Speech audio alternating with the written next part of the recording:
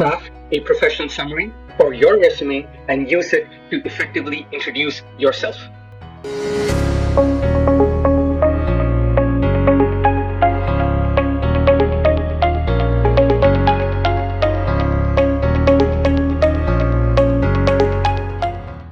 When you go for an interview or you're talking professionally to somebody, they care more about the objectives and outcomes that they want to achieve. Getting to know what outcomes that they want to achieve and lining up your skills and accomplishments that will showcase how you can add value to them is more advantageous for you. Answer these 8 questions to build your 3-minute pitch to promote yourself in the eyes of the professional that you're trying to work with. Number 1, what excites you about the field that you work in? This is your way to show how passionate and emotionally attached you are to the profession that you're in. Motivation comes and goes. Discipline remains, and that is driven by the passion that you have. So let your audience know what excites you about the reason why you're in that industry. And they will know during tough times and good times why you're in there. Answer question number 2. What are the business outcomes you are responsible for? A lot of us want to talk about the work we did, the process we engaged in, the hardship we went through, and obviously we have the right to do so. In business and in life, outcomes do matter more.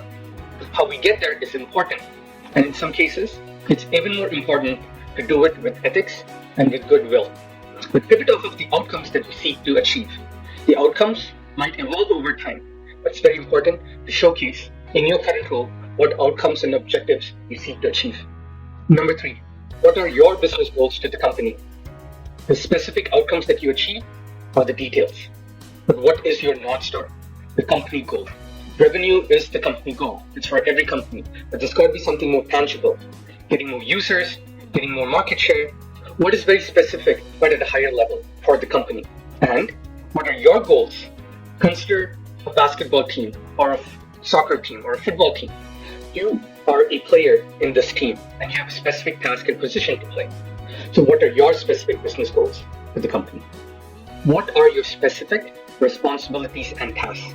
Keep in mind what are the job descriptions, job roles that the potential hiring manager or professional that is looking for talent is focused on. Don't make up what you're not responsible for, but ask questions and identify how you can align your responsibilities and goals and your tasks that you perform and perform well. How does that align with what they need in terms of talent to move their products and processes and projects forward? Number 5, what's your title? Now you are starting to introduce who you are. You've given them what are your interests, you're connected with them emotionally, you are catered to focusing on their needs and outcomes that they're pursuing, trying to find an alignment between what they want and what skills and value you can bring. And now in what capacity and authority do you operate in? Are you a manager, getting people to replicate and scale the tasks and outcomes? Or are you an individual contributor, capable of executing in the trenches and delivering results directly to the customer, to an engineering department, to a marketing division, whatever that might be? In what authority and in what capacity do you operate? What are your professional goals for yourself? Leadership comes from within. Before being told what to do, are you forthcoming and proactive about guiding and steering your own career path? It's important to do the deliverables or deliver to the deliverables, but it's also important to know how you invest in the product, which is you. And the CEO of that company is again you. So what are your professional goals and how do you want to grow? People are going to appreciate that because they know as you develop yourself, you're not only adding value to yourself, you're adding value to the company and potential hiring managers that will benefit from the value and skills that you would provide. The demand for skills, value can go up and down, but it's always going to be there as long as there are companies. What are you supplying to them versus another candidate that's out there in the market? You'll be surprised to know that you do bring valuable and unique skills to the table. Pay attention to what those are, write them down.